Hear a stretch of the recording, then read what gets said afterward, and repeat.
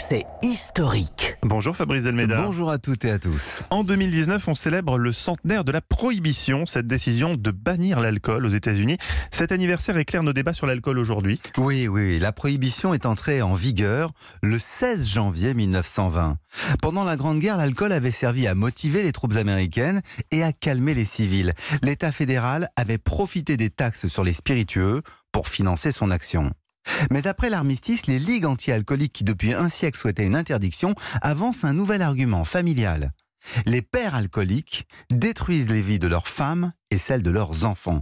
Or, les femmes désormais ont le droit de vote et soutiennent la prohibition. Sont donc interdites en 1920 la production, la distribution et la vente d'alcool, mais pas la consommation. Et oui, et donc ça a été efficace ou pas? La première année, oui, avec une baisse des décès et des violences, mais très vite, des bars clandestins sont créés. Les trafiquants s'emparent de ce secteur fructueux, ils font fortune. Ce sont les années folles, avec le jazz et le gangster Al Capone. L'alcool frelaté fait des milliers de morts, si bien qu'en 1933, le président Roosevelt met fin à la prohibition. Ça veut dire en fait que tout le monde a pu boire n'importe quand.